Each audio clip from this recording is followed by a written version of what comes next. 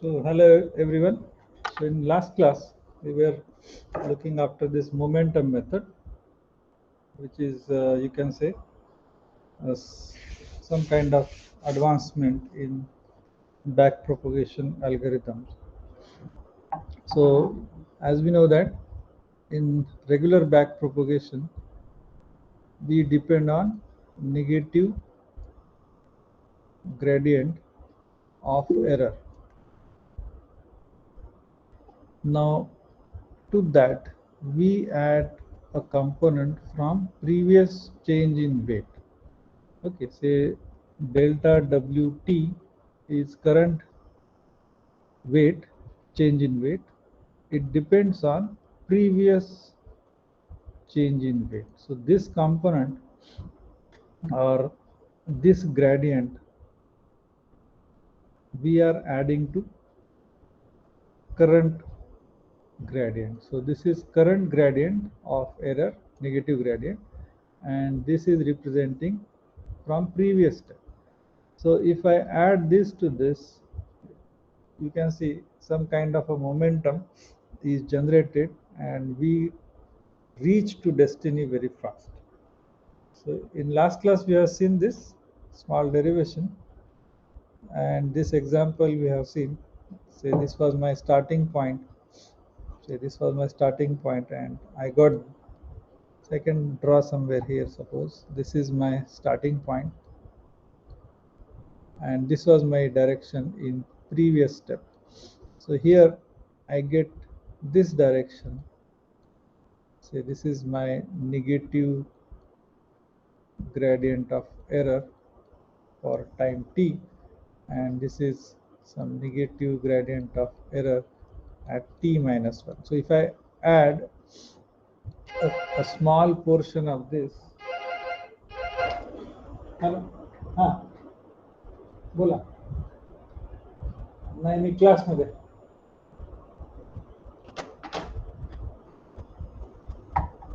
So what we do is we take a small component of this. That means if say this was my original gradient vector, say error at t minus, say gradient at t minus 1, I multiply it by a small factor, maybe say 0.1, so that a small vector in the same direction is added to this current vector. So maybe this will be the position. So instead of moving from this point A to this new point B, actually I will be moving to C because I am taking this small component added to this. Okay, so that I will be moving faster. So that is the basic idea of momentum method. And it also helps us when your contours are not circular. So this is some elliptical contour. So I was here, then I got this component. So I can draw somewhere here also. Say if you are not able to understand, suppose I am standing here, then say this is my gradient at t minus 1, negative gradient at t minus 1. So I am moving from say A to B. Then if I stand here and take gradient, okay, say I may be moving this side. Now this is my new gradient of error, negative gradient of error at t equal to, say time equal to t. Now if I take small component of this vector and add to this vector, what will happen?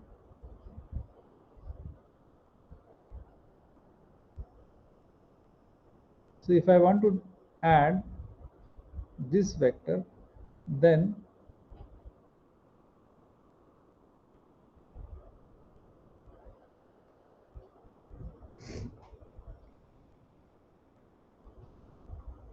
so if you can understand from this diagram,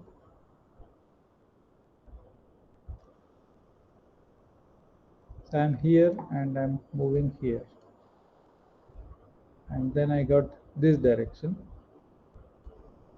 So if I add this portion, small component of this vector here, then using the law of parallelogram, you can see I will get this resultant direction. Okay, so if I use my normal back propagation, I will move from A to B, then I will go to some C. But if I use momentum method, I will go from A to B, then I will go to this C dash. So I'm moving towards minima faster than this regular method. Regular method will also converge. It will go here, then it will go here, then eventually it will come with a zigzag path to the final destination. Okay, so you can see this example. If these are the error contours and this is your local minima, if you start from this point A, you will go to B, then you will go to C, and then with this zigzag path you will finally reach local minima. So it is taking many steps. So you can see here it will take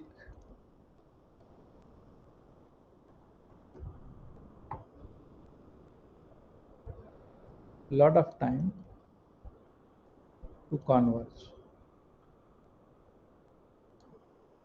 Now when you use momentum stochastic gradient, so this is called a stochastic gradient descent method, SGD. It is, in short, it is popular as SGD. Now when I go with SGD with momentum, you can say you are starting with same point, but you are reaching destiny relatively very fast. Okay, you will get the solution in less number of steps.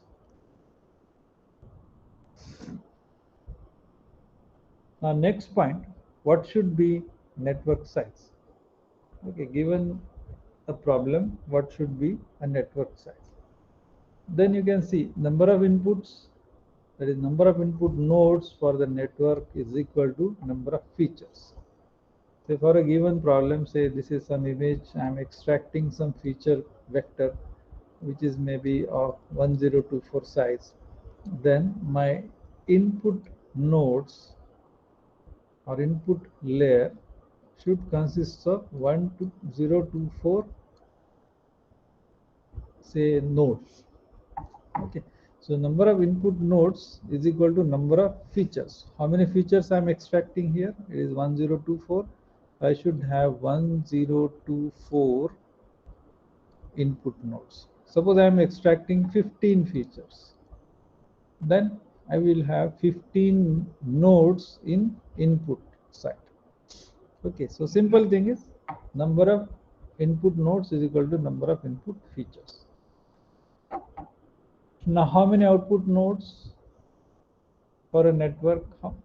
It is very simple. It is number of desired responses you require.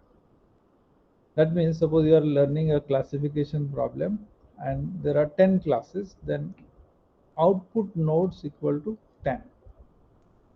Okay, number of output nodes is equal to number of desired responses. Suppose you want to learn some functions instead of say classification, you have a regression problem. Then in that case, how many functions you want to learn? Okay, we will take one example later on. What is regression? Say I want to learn few functions, not classification. It's a function. I want to learn 5 functions. Then I should have 5 nodes. So like that, how many outputs you want, that you can those many numbers of nodes you can take as output nodes. Now this is the big question, number of hidden layers. How many number of hidden layers you will use? So it is directly related to complexity of the problem at hand. For a linear problem, you don't require any hidden layer. So whenever you are trying to solve a linear problem, you can solve without any hidden layer. You can directly solve that. When you are trying to solve complex problem like XOR problem where nonlinearity is involved, then you have to take many, say more than one layers. Okay. So depending on nonlinearity, we need to add hidden layers. So in general, uh, for n number of input units or input nodes, you take twice n number of hidden units. Suppose my number of features are 10, then next hidden layer you can take of size 20. So you can put there 20 neurons, and for subsequent layers, if you require, then you can reduce this, say maybe to 10, and for last, suppose you are learning 15 classes, then you can put here 15 neurons. Okay, so say for a network like this, say this is input node.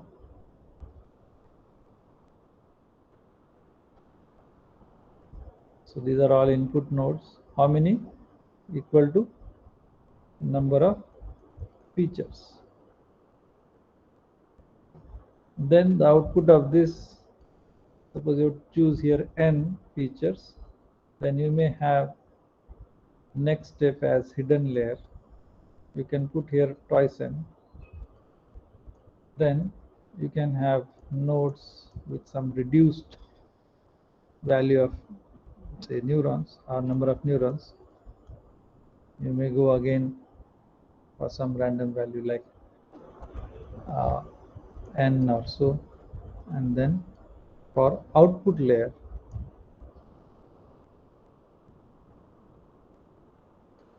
you take number of neurons equal to, say, number of classes oblique functions you want to learn.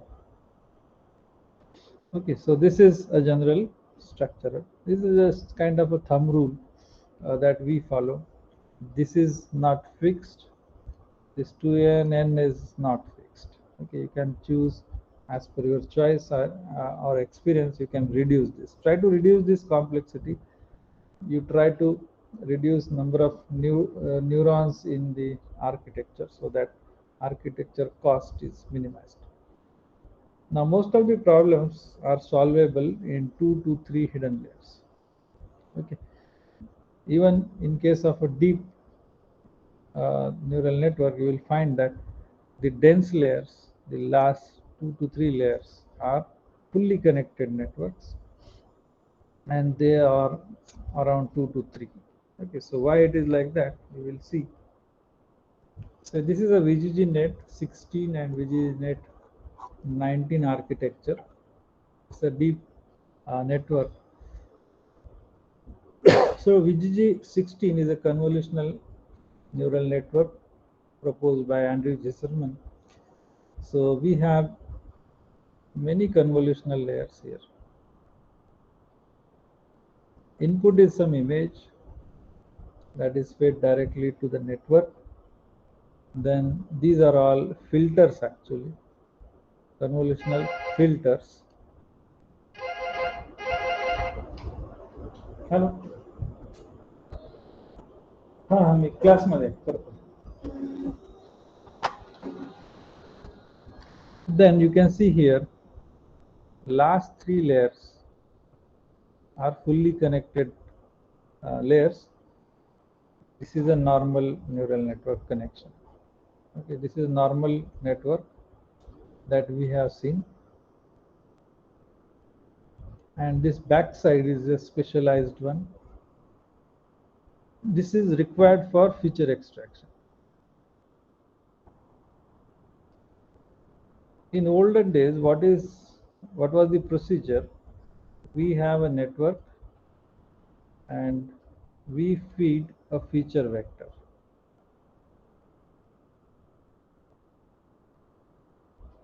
And this feature vector was handcrafted. That means it was extracted from given image manually. And it was the user's decision what kind of feature you will extract from an image. Okay, so there were many ways to extract features from an image. Now situation has changed and people are moving towards more and more kind of some kind of automation. Now people are not interested even in extracting features from a given image. We want automation such that I will supply you image, then it is your duty to extract features. Whatever you want to do inside, and then give me results. So then feed this to network and get the, say, classification task or regression task done. Now to do that, we have this component which is the normal neural network, that is called as fully connected neural network, and backside of this is whole thing. You can see there are so many layers. So this is a group 1, group 2, and group 3, group 4 and 5. There are 5 groups here. They are all for feature extraction. So it is said that this first layer here in VGG16, these suppose group of again 1, 2 convolutional network, convolutional say neurons or filters, and followed by a max pooling. So we will see details in next class or maybe next to next. So this is one group, this is another group. Okay, so there are some around 16 say layers in this network, and here there are some 19 layers. So this layer number 1 extracts very lower kind of features, and subsequently the other layers are extracting higher level features. Say for example, if this is some eye, okay, suppose this is some eye. How I draw this? I draw this line, then I draw some this line, then this curve and this curve. So if I take this individual curve, this is a lower level feature. Okay, then I have another curve like this, then maybe this circle. So this is one component, this is second, this is third, maybe some eyebrow here. So this is fourth line, and these small lines, maybe this is fifth feature. So in total I'm taking out 5 types of features from this eye, and combiningly I know this is eye. Okay, if I simply draw this line, then you may not find this helpful in saying eye, or even if I draw like this, it's not an eye. But when I join all these features, then it becomes an eye. So the lower level features are extracting such kind of features. Okay, and as you move ahead, say maybe one of these neurons is representing, or filter is representing eye. Okay, so these things are automatically done in CNN. That's why this CNN has become very popular. I did not worry about what kind of features are being extracted. I just supply this architecture, and when I apply my input, say this is image consisting of eye, and my classification should be eye. So I will tell this network that this is image of an eye. Say this is class 1. So for that I want +1, for other classes I want -1. So this is my desired response. So when I supply this input image and this desired response, and I randomly assume all this network, and then I check error here. What is error? Whether this network is able to understand this eye or not. If not, then error is propagated in reverse direction to correct all these filters. So same procedure, same backpropagation with some modification is used to train such kind of networks. Now the main point was I require only 2 to 3 fully connected networks, fully connected layers in such deep networks as well. Now this is a Google net. You will again find similar thing. This fully connected network is small, and here the convolution kind of thing is very big. So if you see the history of this CNNs, the very first CNN you can see LeanNet, it came in 1998. This very popular architecture with 0.06 million parameters. Okay, so Lee Kun has proposed this. Then modified version came very late in 2012. That is maybe just 9 years back. So called as AlexNet. And this card of NVIDIA GTX 580 was used to implement this architecture with 60 million parameters. Okay, so this is a huge jump. It's a huge jump, and without dedicated GPUs, this was not possible. So it took a lot of so many years, around 14 years or so, to implement this idea in a bigger scale. Okay, and you can see here depth of the network is just 8. Earlier it was 5, then 8. Then in 14 VGG came into picture with VGG 16 with 16 depth and VGG 19 with 19 depth, proposed by Andrew Zisserman. So next came Google Net in 15 with 22 layers. Then you can see Inception V3 with 159 layers, and then you can see Inception V4 16 with 70 layers and 35 million parameters. Like that, you can go with this popular now residual attention neural network, came in 2017 with 8.6 million parameters and over 52 layers. Okay, Inception ResNet, so came in 16, has 572 layers. So see, layers are increasing, but you can observe here parameters are getting decreased, especially in Inception networks. So they are being designed such that they will use less parameters. So there are some short circuitings used so that parameters are reduced, so that you can study later on. But time being, you can see how many layers. It's a huge.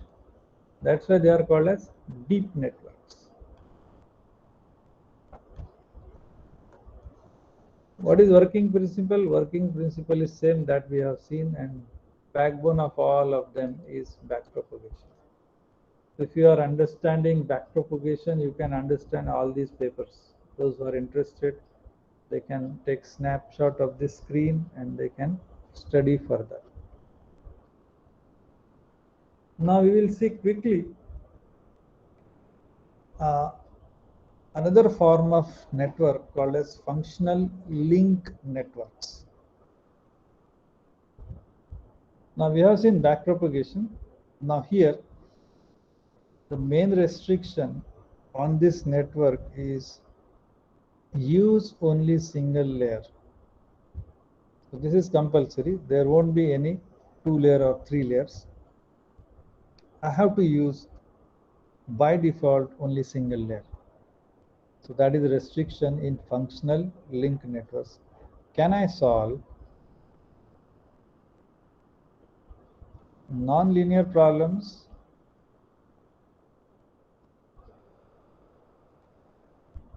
using single layer? Answer is no. In case of normal question, answer is no. But in case of functional link networks, answer is yes. Now why? Now what happens here is, you can see this is a typical setup. So these are all neurons. This is neuron 1, 2 up to k, that is number of classes. Suppose I want to learn 10 classes, then I will have 10 neurons.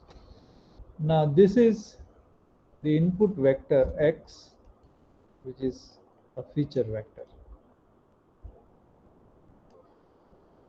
So as from some given image, suppose I am extracting 10 features, then they are all here. Now there is a something new here. This is called as higher order input terms.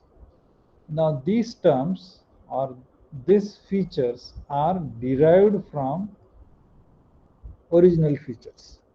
Okay, so we manipulate the feature vector available here. We do process it and create some extra features.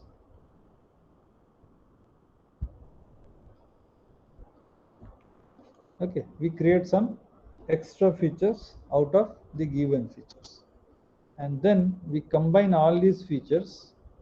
So I have a feature vector available called as x, then I append a derived feature vector, suppose x dash, which is derived from x, and combiningly if I join this, this becomes my new feature vector y.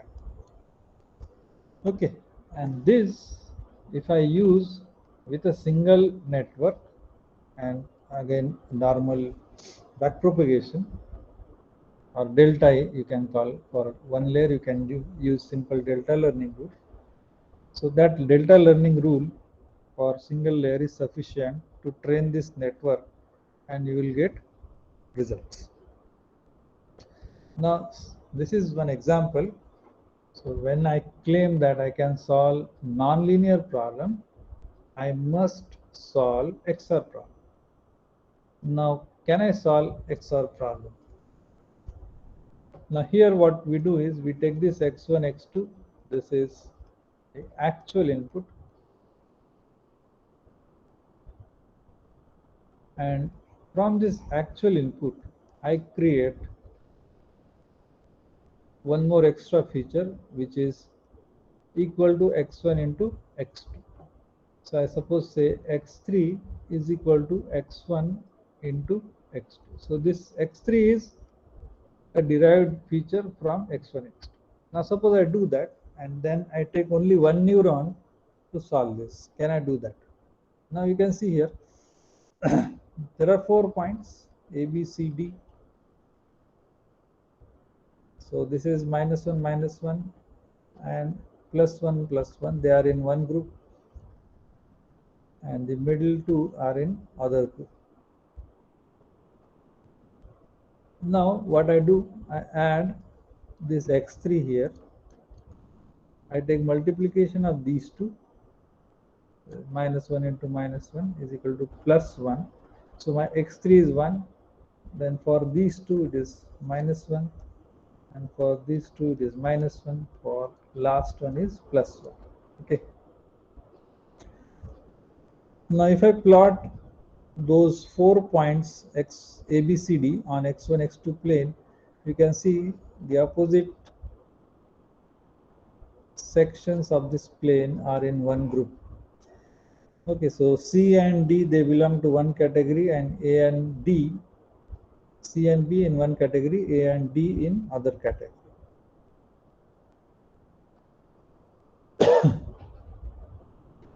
Now you can see here, if I take this third coordinate x3 is equal to x1 into x2, you can see this A and D.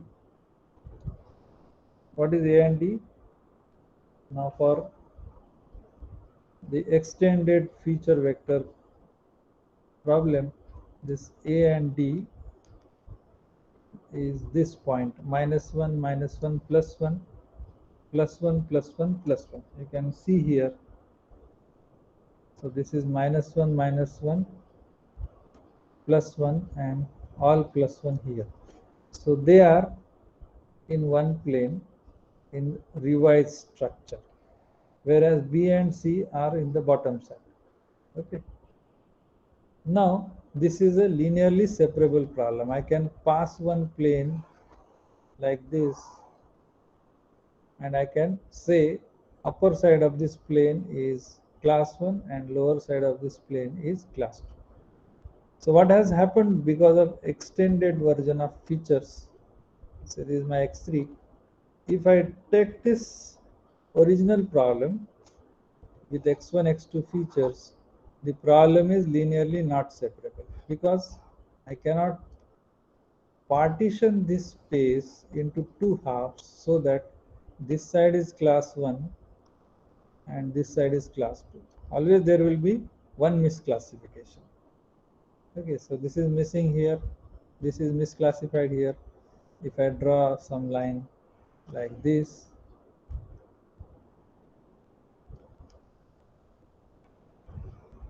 then this will be misclassified, this is correctly classified, these two are correctly classified. So always there will be one problem or one mistake in my solution.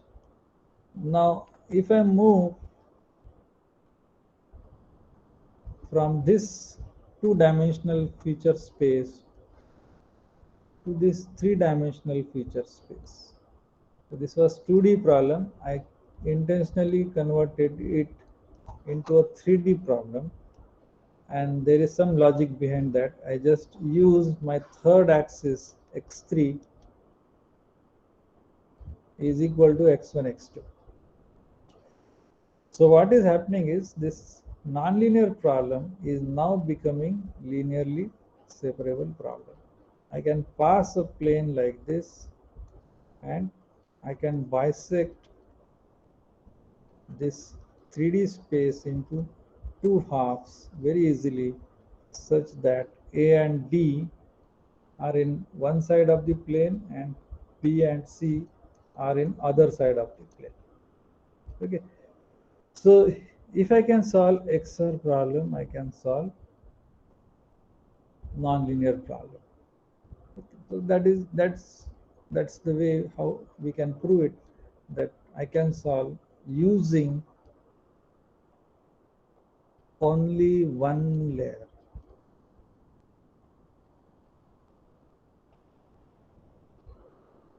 Solve nonlinear problem. So this is easy to show, but when you go to the practical problems, I don't know which kind of say feature extraction will suit my problem. Okay, here it's very easy to show for XOR problem, that just take multiplication of uh, input feature and you will get third feature. So there are many ways we can extract such kind of extra features. People also use some sine function. So sine of x1 will give you some x3, x4 is equal to say cos of x2 and so on. So all possible combinations are there. So we can use these standard functions, combination of these to extend the feature list.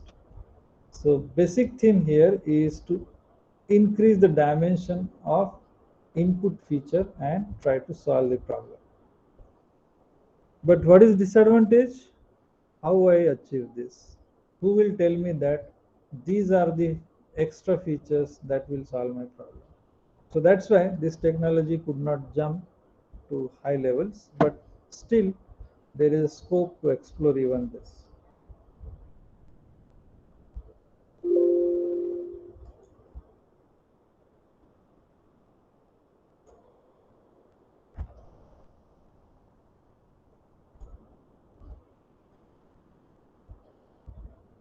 So next point is regression, and here